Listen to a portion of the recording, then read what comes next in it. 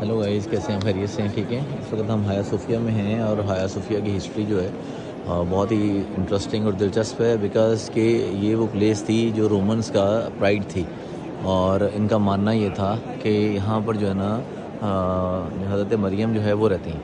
تو جب سلطان محمد نے، جس سے سلطان فاتح بھی کہا جاتا ہے، اور یہ استنبول جو ہے اس کو بہت سارے لوگوں نے کوشش کی لیکن اسے فتح کوئی نہیں کر سکا. اس کی ریزن یہ تھی کہ اس کی دو وجہ تھیں. ایک تو اس کی جو دیواریں تھیں شہر کی، وہ اتنی بڑی تھیں اور اتنی طاقتور تھیں کہ وہ اس کو توڑا نہیں جا سکتا تھا کسی صورت پہ بھی. تو جتنی بھی وہ کیننس یا توپیں اس وقت تھیں اویلیبل، کافی سارے جو آٹومن امپائر کے لوگ تھے، ان کے جو وہ تھے ایمپررز تھے، انہوں نے کوشش کی لیکن وہ اس کو کر نہیں سکے. اس کے بعد رسالت مآب صلی اللہ علیہ وسلم کی حدیث بھی تھی کہ ایک ایسی فوج ہوگی جو کہ اس کو فتح کرے گی. اس کا نام کانسٹینٹینوپل تھا، جسے قسطنطنیہ کہتے ہیں، بیفور استنبول بننے سے. تو وہ اس لیے سلطان محمد جو تھا وہ بہت ہی ینگ ایج میں اس نے یہ ڈیسائیڈ کیا کہ وہ اس کو کنکر کرے گا. اور اس سے پہلے اگر آپ اس کی ڈاکومنٹریز موجود ہیں تو اس میں وہ دکھایا کہ ہایا صوفیہ جو ہے، یہاں سے دکھاتے ہیں کہ یہ ان کے لیے ایک بلیسنگ کی ذریعہ تھا، اور یہ پرائڈ آف رومنس تھا، اور رومن امپائر اس کے بعد ہی بکھری اور ان کا بیڑا غرق ہوا. سلطان محمد واز دا پرسن جس نے اس کو فتح کیا. اور یہ دیکھیں کہ یہ بہت بڑا ان کی اس وقت چرچ تھا ہایا صوفیہ، اور یہ چرچ کو انہوں نے مسجد میں کنورٹ کر دیا. اور یہاں پر جب کو اللہ تعالیٰ کے رسالت مآب کے نام نظر آتے ہیں.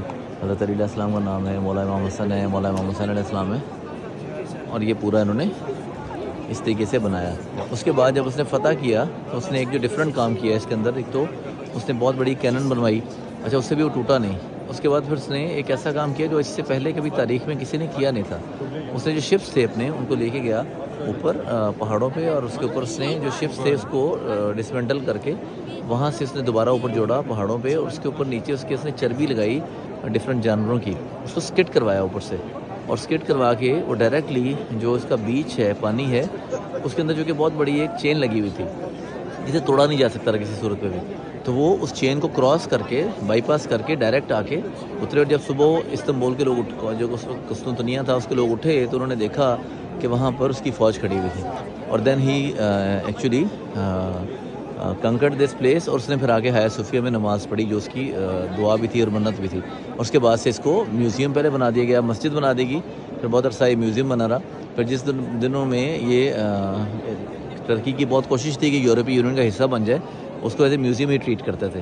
لیکن جب پھر انہیں یورپی یونین سے جواب مل گیا تو اس کے بعد انہوں نے دوبارہ سے ہایا صوفیہ کو دوبارہ سے مسجد کا جو میں کنورٹ کر دیا گیا. اور ابھی ہم نے یہاں نماز پڑھی ہے، اور یہ بہت اچھی مسجد بن گئی ہوئی ہے.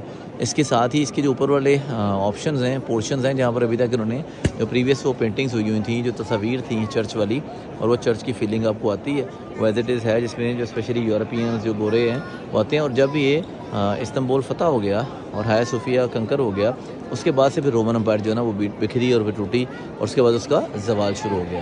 یہ اس کی بریف سی ہسٹری ہے، یا اس کے انٹرنل ویوز ہیں. اس کے بعد آپ کو باہر کے بھی دکھاتے ہیں.